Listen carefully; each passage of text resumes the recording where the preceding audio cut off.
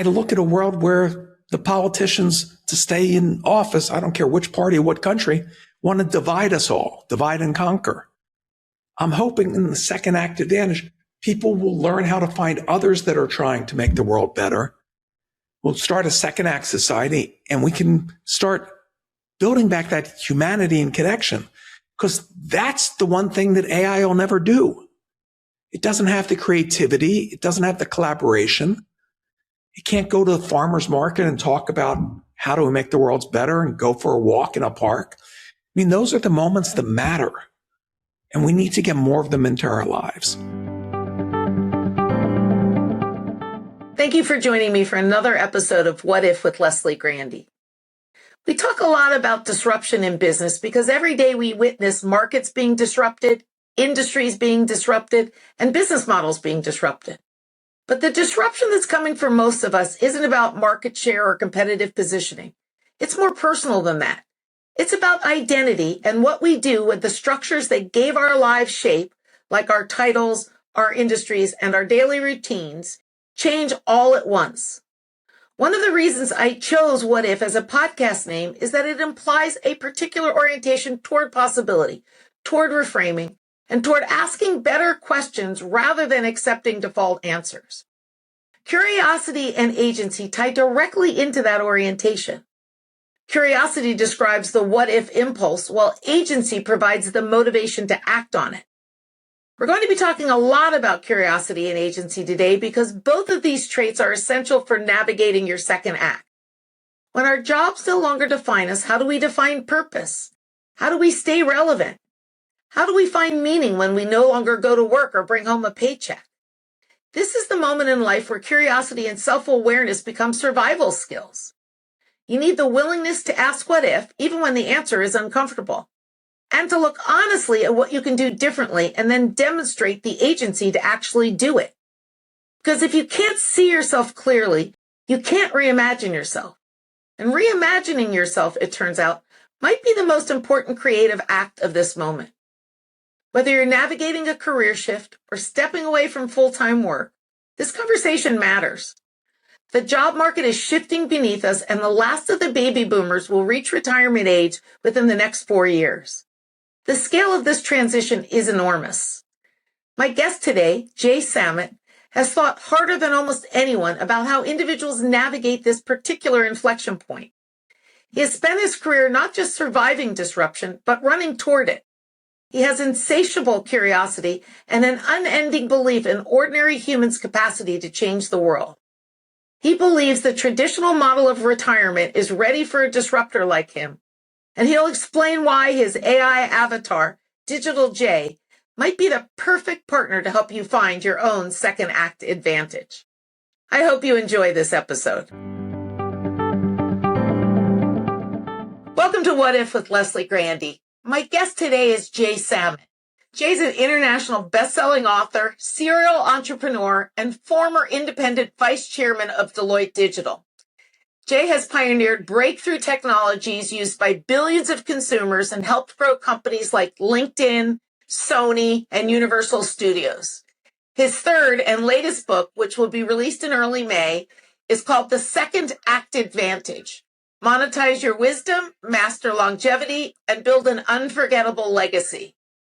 Jay is also a sought-after keynote speaker and has advised Fortune 500 companies and raised hundreds of millions of dollars for startups. But most interesting to me is that he launched his career as an artist when his solo show, America Disrupted, debuted in 2020 at the Richard Tattinger Gallery in New York. His provocative paintings use a pop culture lens to convey the impact of artificial intelligence and technology on our lives.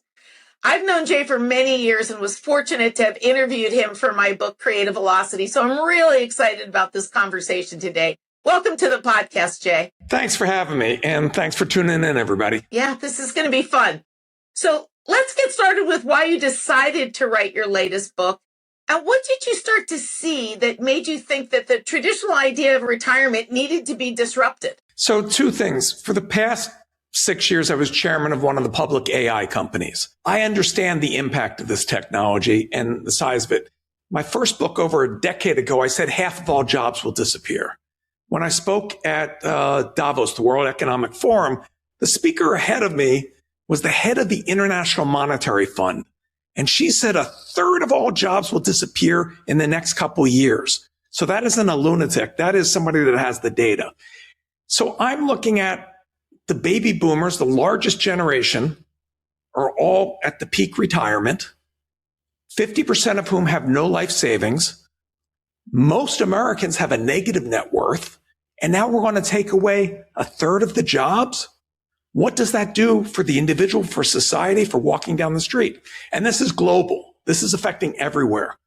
So I can't solve what's happening, but the tool is agnostic. You can use it to make your life better, or it can run you over. So as all my books in disruption isn't about what happens to you. It's about how you respond. So I wanted to arm people and especially talk to the last non-native digital generation that will ever be on this planet, how these tools can help you live longer, live healthier, and most importantly, how to have the secret to longevity, which is purpose. So if you have purpose, we learned about the blue zones and they studied the diet and the atmosphere, and they missed the whole point. These were people that what the Japanese called ikigai, a reason to get out of bed. So the pandemic made us all not have much human interaction. Working remotely took it away, using apps to do our shopping and everything. And we've lost that connection to each other. So if I can show people how to bring that back, how to do those tools, how to make a living, but more importantly, if money isn't an object, how you can use that wisdom that you got with the gray hair and how you can solve real world problems and make the place better. So I felt a moral obligation. I didn't want to go through, as you know, the work of marketing a book, but the response has been tremendous because people are starting to feel the pain and it's only going to get worse. Yeah, I totally see that. When I started thinking about my own retirement horizon about 5 years ago, I found this one book that was called Retiring. Your next chapter is more than money. And it was written by Senator Ted Kaufman. And what stayed with me that I hadn't thought about up until that point was the required mindset shift I would need to do when I'm suddenly setting my own goals, deciding how I spend my time, who I spend it with, and, how I differentiate my days when weekdays look like weekends. And so I kind of think that transition isn't easy for a lot of people, intellectually or emotionally, especially not if you're a high performer. So where should someone start to think about preparing for that kind of transformation? So let's start where most people do. Most people's retirement are a 1 week plan. Oh, I've always wanted to see Paris or sort the stamp collection or something else. And then deer in the headlines. Well, let me tell you what happens. Most people, if you ever went to a party in your entire life, somebody asks you, what do you do? So people's identity are wrapped up in their job. Their social networking is through their job. Their self-esteem and place in society in their mind is, and suddenly you take all that away. In the first 12 months, you will lose 30% of your short-term memory. So people that ask the question, why am I here, are not doing it for the existential. They walk into the living room and they go, why am I here? I mean, you really lose your mind. Second thing that research has shown, and this is most footnotes in any of my book, I mean, hundreds of them, is we don't age and then become decrepit and fall apart and die. We age and fall apart because we stop doing, stop thinking, stop using our minds, stop being active, stop having that purpose that we talked about. So most of what we associate with aging and health span, getting less healthy, has nothing to do with years on the planet. So if you can change that trajectory, and let's also talk about that because so many jobs are going and every career, whether by choice or circumstance, will be disrupted this time. It doesn't just affect people that are 60. If you were in the Olympics and from 8 years old, you were training, and you come in 2/100ths of a second later and you're number 4, your career's over at 20. If you're in pro sports at 30, or if you're a cop after your 20 years. So what do you do? Our educational system trained you to be a good employee and sit in your little thing and follow instructions. That era is gone. The big corporate jobs are gone. Your biggest companies laying off tens of thousands of workers that are office people making 6 digits or 7 digits. Everybody was told for the past decade, learn to code, get a STEM education. There's no more coding. AI can just do it. I think people need a little nudge. And in this time around on the book, I also, because I've heard from readers in 140 countries of my other books, are in over a dozen languages. And what I realize is there's 2 problems with the book, every book. The first is the second it hits paper, it's out of date. The world keeps on moving, but your book is locked in time. But the other one was even more important. I, as an author, have to make the assumption, where are you in your journey? Are you 40 planning for retirement? Or are you 50 and you just got pushed out the door because it's easier to hire cheaper people that are younger? Whatever the thing is, are you living in the States? Are you wealthy and want to figure out how to set up a nonprofit and solve a world problem? Or are you just making ends meet and want to explore, maybe I could have a richer life living in Costa Rica, or how do I do these things? So the second act advantage comes, first book to do this, with a custom built AI based on all my books, all my podcasts, all my speeches, all my columns for Fortune and Wall Street Journal. So it's your own personal mentor that you can ask without embarrassment, in complete privacy. I'm not grabbing any data or doing anything. So you can build out a second act. And if new tools come along or new things, I'm constantly educating as I get educated, the tool. So you've got this, what I call digital J. And to tell you how amazing AI is on the positive, I made the press this time around interview digital J instead of real J. Not out of arrogance, out of digital J is a lot smarter. Because every time I would ask a typical question, I look at the answer and go, oh my God, that's a great answer. Why did I think of that? Now, yes, maybe I did think of pieces of it over 40 years, but I don't remember every stat, every anecdote, every solution. But digital J does. And now you can get them free with the book. So this is kind of a fascinating area for me, because I think that a lot of people who are retired aren't necessarily gravitating towards more technology and tend to maybe be less adaptive, right? Because they've gotten where they've gotten through experience and wisdom.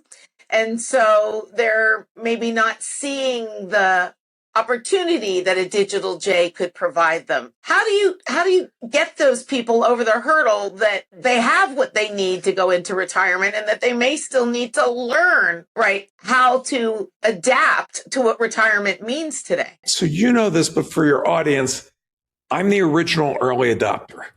I started on the internet in 78. There were less than 100 people, okay? And the world came to where I was standing. It's not like I'm a genius. I'm a moron. I'm proof that anybody can succeed. But I lived through the generation of building my businesses and creating the first social network a decade before Facebook, and the first online auction that turned into eBay, and helping Reed launch LinkedIn, and all these things we take for granted. I remember when everybody said, that's the dumbest idea. What are you talking about? The first wave was a computer. I'll never have a computer in my home. Okay. Then, I don't need the internet. I'm never going to put my credit card on the internet. If you have gray hair, you remember this, this mythology. So now, and it was funny today, I spent, of all bizarre things, for my Substack writing a poem, like in a Dr. Seuss style. I'll never use AI, right? And it goes through a typical day where your Google told you which way to drive to work. That's AI. You wanted to know the temperature. That's AI. Netflix recommended what movie to watch, and Amazon told you what to buy, and your airplane ticket was decided by this, and your credit score decides whether you can rent this or that. I mean, in a typical day, 99% of Americans are interacting with AI. So my question isn't, why aren't you using it? You are. Why aren't you benefiting from it? Why aren't you understanding how you can leverage it, how it's a force multiplier, how you can create a company with no employees, no capital, and make millions of dollars? And there are people in their 80s and 90s just figuring this out. The scary part is, it sounds like I need to know how to program a computer. No, that's the great thing about AI. You just ask it a question and it's the nicest. You become a 3-year-old. How do I do this? And it tells you. And if you still don't know, you ask again and again, and it walks you through and solves almost anything. And I'll give you an example. Recently, a guy's dog suddenly had tumors. Loves his dog. It's part of family. It's his furry child. Using just ChatGPT. He's not a doctor. He's not a scientist. Flip over the cards, do the story quickly. He figured out how to make a vaccine for his dog, and those growths went away. He saved his dog's life. There was a kid at the science fair at our high school. When I had a science fair, I made baking soda and vinegar volcano. I was real proud of it. Okay. She learned that the number 4 cause of death was being in a hospital, not what you went in for.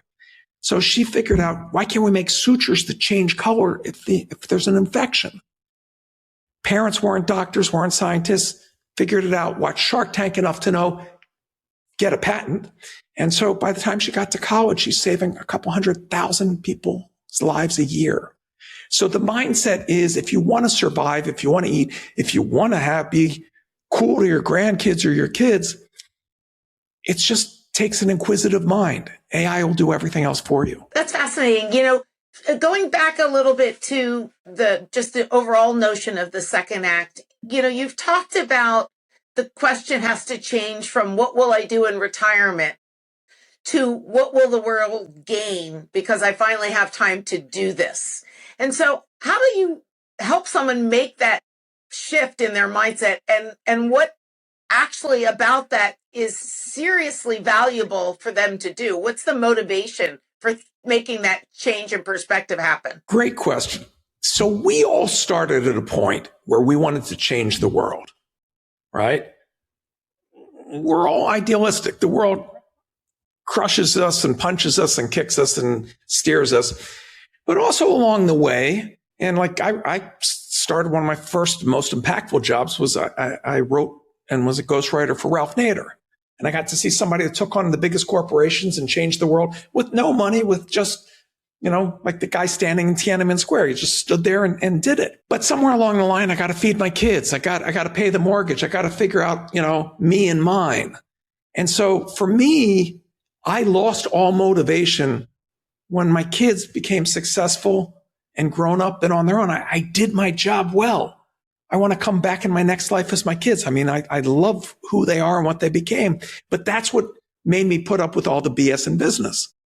And at the same time, I looked around, dozens of friends became billionaires. This is insane. I wouldn't know what a millionaire was growing up. Okay. And most of them were miserable when they retired. So what's missing? And what's missing is that sense of purpose that I talked about, the thing that will make you live to 100 and beyond. And so what problem do you see? What injustice in the world? And how would you tackle it?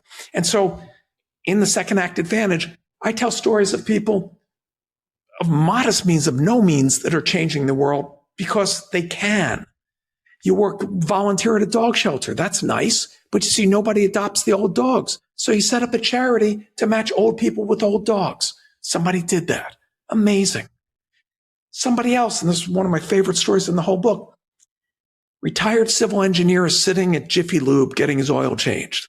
He's going through some ratty old magazine, National Geographic, and sees people during the rainy season in Africa, the river floods. You can't get to the village. You can't get to the school. You can't get to the hospital. So they're hanging on a rope across these raging waters. He says, I could build a Indiana Jones style rope bridge and connect the town. So for whatever reason, this retired guy gets on a plane, knows nobody in Africa, and does it. But that's where the purpose comes. He sets up a charity called Bridges to Prosperity. And he's now built hundreds of bridges across the third world, connecting millions of people and bettering their lives.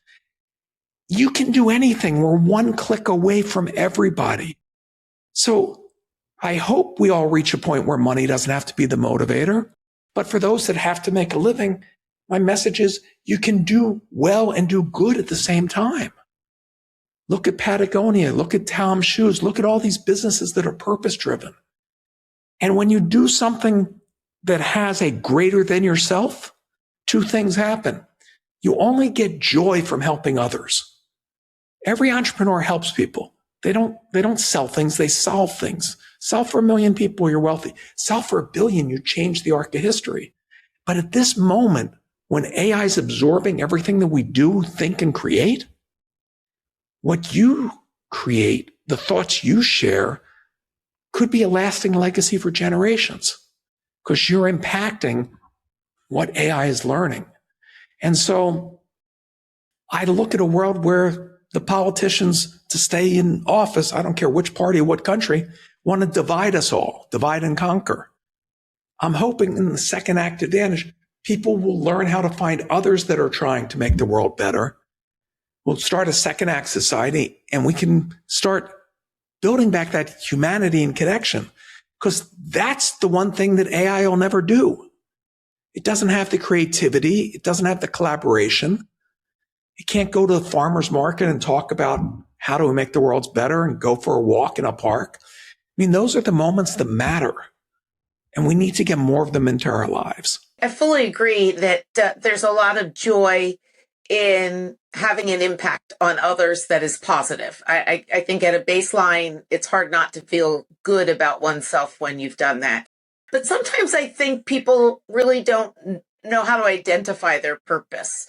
And I love there's a Yogi Berra quote that used to say, you've got to be careful if you don't know where you're going because you might not get there. And so I think it's really hard sometimes for people to evaluate what's the right option for them that will create that level of fulfillment and joy and intrinsic motivation. So it's probably surprising to you because you know me well. Up until I started writing books, I was the least introspective person on the planet. And my first editor says, Jay, you're really competitive. I'm like, I'm not competitive. I've never played sports. I never did anything. And what my editor got me to recognize is I was competing against somebody I could never win against, myself. I always had to have a personal best. I always had to top something that I was doing. I was driven by this insatiable, very unhealthy way of looking at the world. Mom didn't hug me. Anyway, most people aren't introspective. So I have a chapter in there with these personality questions. There's no right or wrong. You rate yourself. You can also do it with Digital J online, and it'll guide you towards, do you like standing in front of a room and speaking in front of 100 people? Or does that terrify you? Do you like collaborating with people, or would you rather work on your own? Do you like building things with your hands and creating, And so it'll steer you towards what are the things, and then show you examples of other people that like those things, that build a community garden that takes empty land and makes the city community better. Because when you make a community garden, you're not just growing tomatoes, you're growing friendships, you're growing cross-generational bonds. Or maybe you're an expert in something. Now it'll steer you and show you how you can create an online course that makes money when you're sleeping. So finding out what your purpose is, the book tries to help you with that. You're listening to What If with Leslie Grandy. If you want to activate your imagination and build your creative muscles, I've put together some free resources, including webinars, downloadable content, bonus book content, and even a GPT to help you achieve your goals. Access these free tools to start asking what if today at lesliegrandy.com/resources. So you've called retirement a dangerous myth. Oh, yeah, it kills you. Yeah. Can you explore a little bit about what part of it is the danger and what part is the myth? Like, where in your mind do people get it wrong? So go to a greeting card store and it seems like people just play golf happily ever after, or pickleball, right? The myth is that you're free from all these things, but what you really didn't like about your career wasn't what you were accomplishing. It was all the friction involved to accomplish anything. When you're at the bottom of a giant company, you wonder what all those idiots do at the top. I've been a CEO and a public CEO. They're not doing anything. But there's just so much friction, and you feel relieved to get away from that. But without a why am I here? What am I doing? You'll be listless. If you don't keep growing your mind, it atrophies, just like muscles if you don't use them. If you ever broke a leg or something and were in bed for a few months, you realize just walking you have to learn again and running. Well, if you're not creating new links in your mind, one of the most effective things, and I tell you the easiest ways to do this is learn another language. Even though AI can now allow me to talk, and I do interviews in Polish and Lithuanian and Japanese in real time now because there's simultaneous live translation. Learning a new language lights up more parts of your brain than any other activity. Or you want a really hard arcane language, learn to code even though you don't need to, because that again uses different things. But you want to feel alive. You want to challenge. And the more you do that, the more your body's responding. If you're just going to sit there, my mom, one of the brightest people I've ever met, but when she retired, she wasn't using her noodle. She wasn't physically active.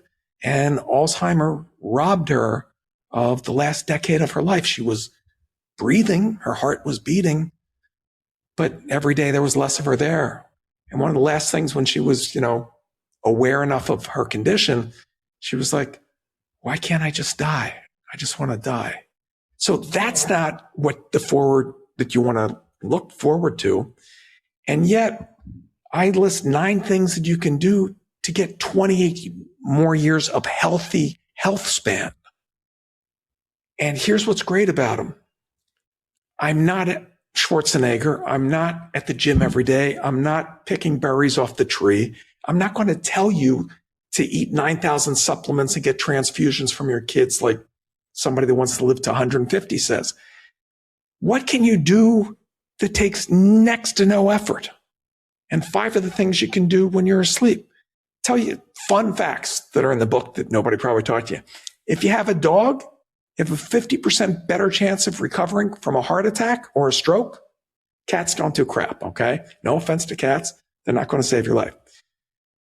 Probably mom didn't tell you 2 or more orgasms a week and you'll live extra years, okay? So is that where the 28 years came from? You cumulatively took the research for each of these There's tips? a chart that shows you each of the things. So let me start with one that'll be common sense for everybody. Think of any job you had, not self-employed, but you got to go to McDonald's at this time and da-da-da. You didn't say, today I'm not going to show up till noon. Tomorrow I'm going to not show up till 5 p.m. No, a job you go to at a set time and you put on that mindset and you do it. Sleep is a job. You're going to spend a third of your life doing it. Why not do it well? Go to sleep at the same time. Don't eat anything for the few hours leading up to it. Your body will get in the habit and say, oh, now's when we shut down, and you'll go to sleep in under 5 minutes. Guaranteed. No drugs, no pill, no why did I do that? No, don't doom scroll. Don't stare at the lights. All the basic stuff. But what happens now is your body getting a refreshing sleep. Did you ever wonder why this complex machine that we're in needs a third of its time as downtime?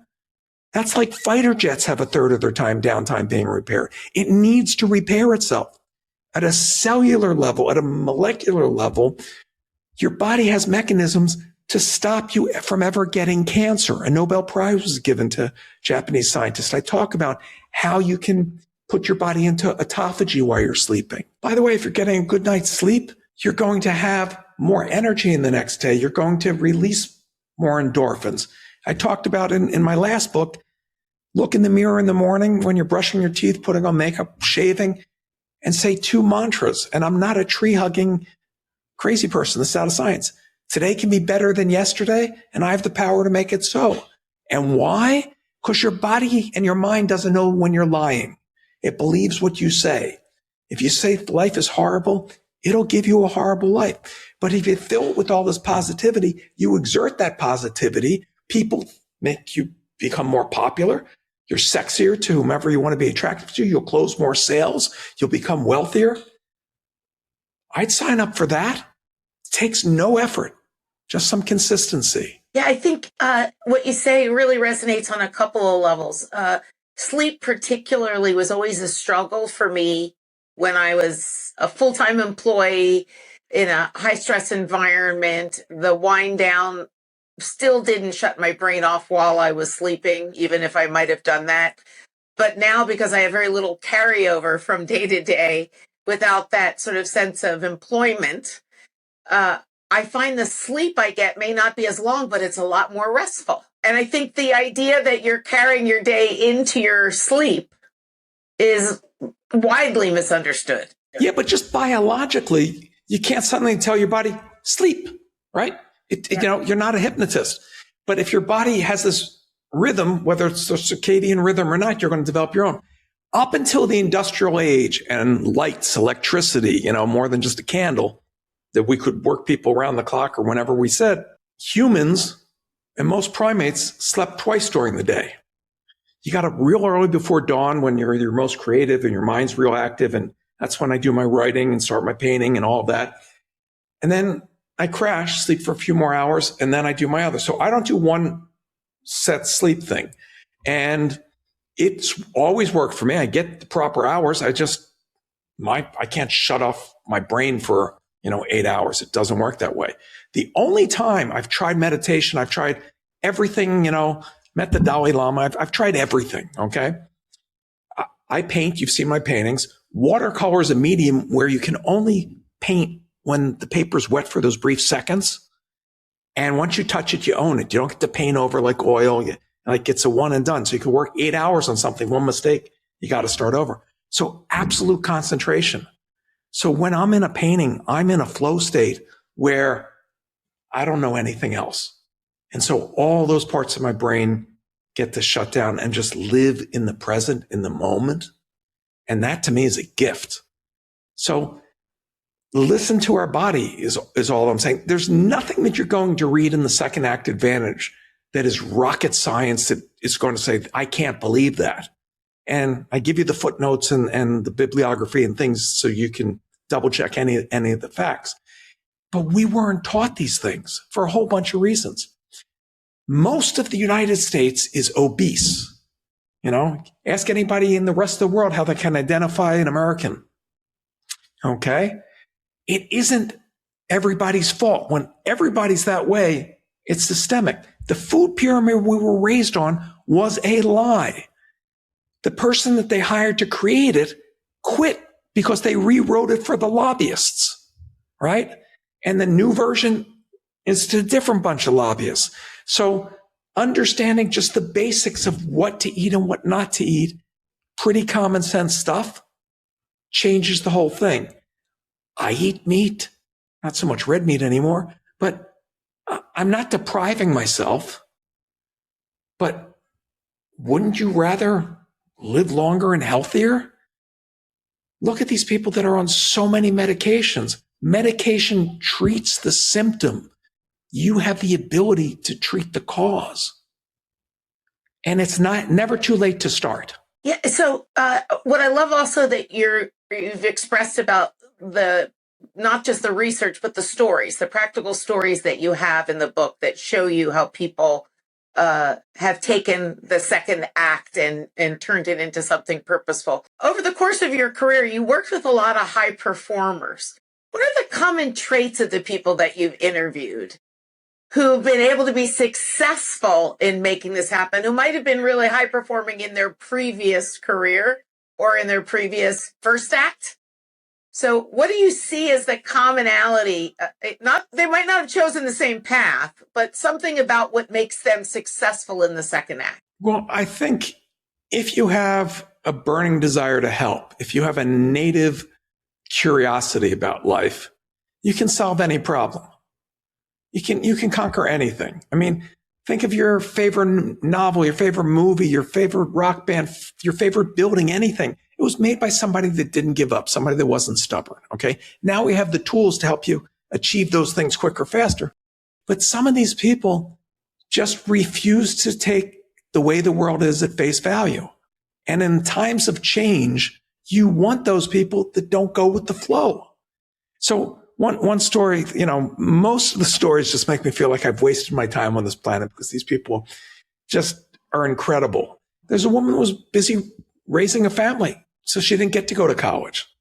So one day she got into college. She drove across Kansas, moved into the dorm as a freshman.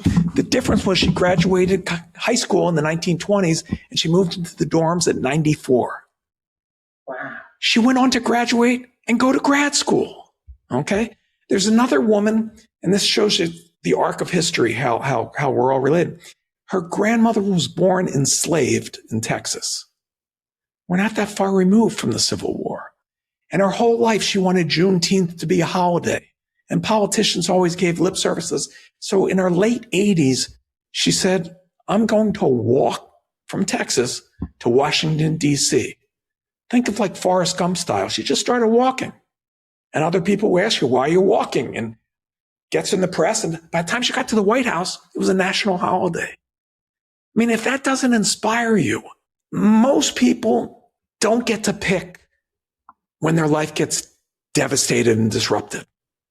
That pink slip comes out of the blue, that disease comes, whatever. So why not get prepared before that phone call that changes the rest of your days? There's one woman in the book. She's in her 50s. Husband was having an affair and divorced her. So she was divorced, in debt, depressed. Friend said, you either got to get a shrink or get a dog. She couldn't afford a shrink, so she got a dog. She needed to feed that dog. Local pet store said, we have a contest, make a Christmas card, winning Christmas card with your pet, gets good dog food for the year. So she put her little dog Zelda, put a Santa hat, put it in on a card, and the cover said, for Christmas, I got a dog for my husband. And then you open it up and said, good trade, huh? People laughed. Sold 1 million of them the first year. Zelda Wisdom does $50 million a year. The opportunities are out there. Every obstacle in your life is an opportunity in disguise. But now AI is your tool to help you make your goals become a reality, right? I always was admired at all these people that made $1 billion self-made, but the arc is getting younger and younger. Every 22 hours, there's a new self-made billionaire. I mean, mommy and daddy didn't have money. They did it on their own. The newest edition just hit it at 19, thanks to using AI. So what's stopping you? A fear that you can't? Well, that's where I tell you, really go talk to old people. Ask any retired person their biggest regret in life, and it's not what they failed at. It's what they failed to try. If only I had joined the band. If only I'd moved to Hollywood. If only I had written the book. If only I had asked out that beautiful woman. So don't have regrets. It's never too late to start. And by the way, your second act will be longer than your first act. If you make it to 60, you're most likely going to make it to 90. Yeah. So the other thing that this tells me is that a lot of the people who can take this advice already believe they have agency or control over the decision, even if they don't have the means. So your story about the woman who didn't necessarily have enough money to feed her dog created something that gave her the means to have the retirement that she enjoyed. Necessity is the mother of invention. Some people are forced into becoming entrepreneurs, and then they'll all tell you it was the best thing that ever happened to them. You know, you have a knowledge. The reason why I call it second act advantage, when I started my first company, at 20, I thought I knew everything, as every 20-year-old does. I had a lot of ups and downs, but ended up with the lucky outcome and repeated but now you have a lifelong social network of contacts from your life. You have the wisdom that got you the gray hair, that got you to where you have all these advantages. Founders that get venture capital that are 50 and older are 3 times more successful than all the other age groups. Why? Because they have that second act advantage. They've made mistakes on somebody else's dime at some other time. So you can achieve even if you haven't before. And now whatever missing gaps, I don't get social media. I never thought TikTok was for kids. There's people making their recipes, cooking, in their 70s on TikTok, making $1 million a year. There's people that are just eating food that other people made, making $1 million a year. There's a Pomeranian making $1 million a year. One of the stories, I don't know if I include in the book, but there was an 11-year-old kid, dad gets laid off. And he's like, all these people are making money, on YouTube. I'm going to figure out how to make money on YouTube so I can help my family. I mean, the kid just wanted to help. Wasn't very successful with it, but he didn't give up. One day he sat there and like, I'm going to count to, I think it was 100,000. Just run the camera for however many days and just sit there. Well, he stuck at it, but he learned. Because when you try something, even if you fail, you don't end up where you started. You either earn or you learn. So this kid just kept on hacking at it and not giving up. And he became the first person, you know him as Mr. Beast, to make $1 billion from posting on YouTube. Wow. Like any of us can do it or solve a problem. What do you say to people who think there's a risk in trying some of these things? Risk to their financial security or risk to their safety? Maybe I'm getting into some situation with AI that I feel insecure about. So how do you help people who maybe feel they have a lot at risk if they try these ideas? Let's deal with the risk-averse person, okay? If you don't, your money's not going to last. Social Security isn't going to give you a living wage. The majority of Americans during their working years are living paycheck to paycheck. What technology has done in the winner-take-all mega companies that we've now created is we have 30,000 people in the US, and I love capitalism, that own 90% of all cash, all property, all buildings, all stock. So you're making 6 figures and feeling like you're still on a hamster wheel struggling, making 7 figures and feeling like you're on a hamster wheel struggling. It isn't you. The middle class has been eviscerated. So the bigger risk is not trying to find a supplemental side hustle, find another thing, make the world better and safer. What happens even if you have your millions of dollars? There's a reason why, I won't out people, but people are now buying large islands and building bunkers and $500 million ships. And most of the wealthy have a second visa or second passport now that if society falls apart, they'll up and be on a plane before the masses come. So that's the risk I'd worry about. I'd also worry about if I'm not using my brain, if I'm not engaged socially with others, if I don't have a purpose, if I don't have structure, I will deteriorate. I will lose who I am. I will lose my personality. Now let's compare that to the risk of you can launch businesses with no money. My last book, which I think we talked about last time, I took a homeless immigrant, mentored him, and went from homeless to self-made millionaire. Gave him no cash, no business introductions. So you don't have to spend money to build these businesses, okay? You don't need inventory and employees. That's what AI is great for. It'll build your sales funnel. It'll build your website for free. It'll do it in an hour. Google just launched a tool that'll make all your ads for free, and they are the best ads in the world. Why? Because at that moment, they know exactly who your audience is and what type of ads they click on and what color and where the button has to be for whatever your target is, because they get 90% of all ad dollars. So they've now opened the kimono and giving you the secret sauce. As far as you have to be, intelligent and worry about what you put online. But people are getting scammed out of billions of dollars a month in the US by people pretending to be your friends or your lover or pretending to be your bank, or almost the number of scams are unbelievable. There's a new scam for podcasts. They look at people that are on podcasts and they pretend to be a more famous podcast. And they say, yeah, you can be on, I won't name a name, XYZ show. And then they set up, we got to do the technical setup before we go on. And the whole technical setup was getting into your computer and emptying your bank accounts while you think you're waiting in a waiting room to be on a podcast. So the scammers will get you whether you participate in taking agency on yourself. So you can believe in fate. You can believe someone else has control. And I'm not going to argue with you. But I don't have that faith that the world was set up to protect me. The world was set up to take care of me as I get older and more infirm. Because the world looks like it has a whole lot of problems it hasn't addressed. I don't want to do this anymore. I did not want to write another book. Truth on this one. When I was running an AI company, I would play with everybody's AI and I would ask them every month questions that they can't know the answer to because I wanted to see how the hamster wheels turn inside. And because I'm a known person, I asked, what book should Jay Samit write next?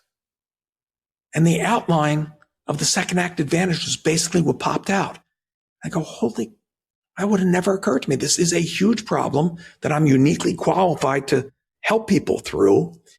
And I immediately called the editor of my last book. I said, does this make sense? And I go, there's nothing like it out there to help people. Get it done. And I'm a better writer than what AI can write today. So I wrote it. But when I finished it, I put it into the various AIs and I said, I want this to be the definitive book to help people at this moment in history. What's missing? Because we all have blind spots. And the various AI suggested things that weren't in the book that I thought didn't need to be in. But there was one topic that it talked about, the emotional toll of retirement. Gray divorce is the single rising case of divorce. You hear people getting divorced in their 70s and 80s. That sounds insane to us, okay? But staring at people for a decade going, what do you want for dinner? No, what do you want? So I felt a moral obligation. I've resigned off of every board. I'm not trying to do anything. I'm lucky. I've had a blessed life. I've spent the past decade paying it forward. But when there's a struggling company that comes to me and I feel a moral obligation, they're solving a giant problem like Greenfield Robotics. Let's take all the pesticides and herbicides out of food. Let's make little robots that cut the weeds. I felt a moral obligation to see that they got funded and launched because if it works, we don't get cancer. Farmers don't get cancer and all the pesticides don't go down the Mississippi and kill all the fish in the Gulf of Mexico. I wouldn't be able to sleep soundly if I knew I had the ability to help millions and not do it. So they just called noblesse oblige, right? You have a moral obligation. If life's been good to you, yeah, I worked my ass off, but I got lucky. The hardest working people are people that walk 5 miles a day to get water for their families. There's 1 billion of those that are water insecure. Bill Gates, I talk about Bill in the book. Bill's been very good to me in my life. When he retired, he wasn't the happiest camper, won't go into why. But a friend egged him on and says, Bill, there's always going to be a richest guy. Nobody's going to remember you. Which, when you're that successful, really sticks the needle in. He said, why don't you do something nobody's ever done? Nobody ever cured a disease. So polio, we had a vaccine, but nobody figured out how to get to places up in the jungle, places that don't have refrigeration. So Bill started on that journey with his foundation. Fast forward, Bill Gates has been retired 25 years. You know what he accomplished? He didn't solve his first goal, but he cut childhood mortality in half globally, saving 25 million lives a year. At a time when most countries aren't reproducing themselves and the planet is aging, saving children is a hugely important thing. No European country is replacing itself. The US isn't. Japan sells more adult diapers than kid diapers. Korea, China, all in trouble. I think that's a pretty great retirement thing to do instead of getting, $500 million yacht. Yeah, that's interesting. My last question is, fast forward a couple of decades and you have your first generation of AI native people retiring, right? They'll have been in the workforce where AI will be integrated in their jobs. They'll have new experiences that this creates for employees and companies. And now they're on their own. They're hitting that retirement age. What do you think will be different for the AI native generation when they retire? It's funny. I have a fantasy 1 page in the future in my book on, what a typical day would be like. First of all, you'll be able to live healthier over the next decade. Cancer will no longer be a thing bothering people. Okay. Most of our communicable diseases will be solved. Google figured out how to fold all the proteins that we know and a bunch that we don't know. So you'll be independent longer. Your self-driving car can take you around. I've had one for a decade now, and it's much better driver than I, the human. So I would assume the people found a better use of their time than drudgery Google has this experiment that 20% of employees' time is working on things that only they care about. So pet projects, and some of them turn into great things, and most of them are just, it was the person's pet project. I don't have the wisdom to see all the pieces.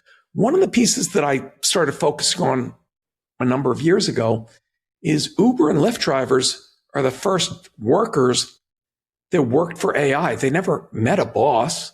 They applied to an algorithm. They get their customer from an algorithm. They get paid by an algorithm. They get routed by a different algorithm. They're truly working for AI. Now, AI is now going to be routing vehicles that do not need drivers. It's the number one job on tax returns is truck driver and driving. So what happens to all that class of people? Your large consulting firms, your law firms, your accountants. AI does that. If you have a job where you're sitting and looking at a computer screen, the computer doesn't need you to sit there anymore. Okay? If you're moving one set of data to make it so other people can understand it, or you're creating graphics to go with the thing, 90% of what we now read is created by AI. So I'm hoping that I can be a drop of water and start a ripple. The people, as they get more time, will focus that time on making a better world for everybody. Because I never understood greed. I never understood. There was a BS a while ago that a bunch of billionaires signed a pledge that when they died, 300 richest people on the planet agreed their money's gone to charity. And I say it was BS because I said to myself, I know the kind of personalities, and I know many of them personally, they believe they're smarter than the next guy, and they have every reason to believe that, okay? So why would they believe that somebody else would do more good with that money than their brain could do with that money to do good? Which means that they'd be wanting to put it to use while they're alive, right? Like the Daniel Carnegies and other people did that built libraries for every town or whatever they thought was the best use. And of those 300 people that pledged to give all their money away, only 15 haven't reneged the pledge, right? Made good headlines. So I'd like to see regular people using superhuman tools to solve problems that have plagued us for generations. Like the guy building the bridge. We all now can solve little inconveniences to giant things. Yes, many jobs will be destroyed. But I'm not so old that I'm from the silent movie era. But I've often watched Chaplin working in the factory, which seems absolutely inhumane. And later I worked with the big three automakers and they gave me a tour of a factory where a stamping machine comes down and slams a flat piece of metal, aluminum, whatever, and bends it into the car part. But to make sure that that human doesn't chop their hand off because the force that comes down, they have safety things on their wrists. So when the thing goes down, it lifts the people's hands up like a marionette. And I just couldn't imagine spending 40 hours a week for 40 years physically being a marionette. That isn't employment. That's suffering. So now you have factories that have no people. You have near me a McDonald's that has no people. There's a Starbucks that has no people. Okay? All these jobs are automated. I do not believe government or anybody's coming to rescue with universal basic income. That will not work. So what are we going to do? Let's start getting together. And if we have the time and we have the means and we have the connectivity, make the world better. What could be a better use of time or create better art? That's the amazing. You now have the tools of production. No, there are no gatekeepers. There's no, if I only had the money. 90% you don't need the money for. If people would like to learn more about Digital Jay as well as Real World Jay and find out more about sort of your art and all that you bring into the Second Act Advantage, what's the best way to do that? I'm the easiest person to find on the internet. So you can find me on Facebook. You can find me on Instagram. You can find me on LinkedIn. If you buy the book, you get the free Digital Jay with it. If you buy it before it ships on May 5th, just reach out to me through any of those channels. I don't need receipts. I trust you. I'll send you the link. If you're doing great things in your second act, let me know. So through my Substack, JAYSAMIT.substack.com, I can broadcast to the world the great things you're doing. Every Sunday, I try to publish an uplifting story so you can start your week off saying, here's somebody that did something unbelievable. I'm trying to think of some of the ones. One guy loved his grandma who used to give good advice, and he thought she was so good. He set her up sitting in Central Park at a booth and would wheel her there, and she'd give advice to everybody, and then she passed, and he missed her. And he said, well, there's other grandmas. So he set up a whole way so these grandmas are just giving advice to people. There's people that have trained dogs because they have great sense, to find missing dogs. So when your dog runs away, here's a great solution. A team goes in and can smell that scent of where that dog went off to impede. I mean, so many minor tweaks that enrich the world. So let me hear from you. It's my favorite thing. I will tell you, if you have a book in you, and Leslie, I commend you for getting it out of you. If you have a book in you, it can be the most rewarding thing you can do, because it's a selfish act of saying, I have some knowledge that I believe someone else can benefit from. But it's a selfless act to then figure out, how do I market the living daylights out of it?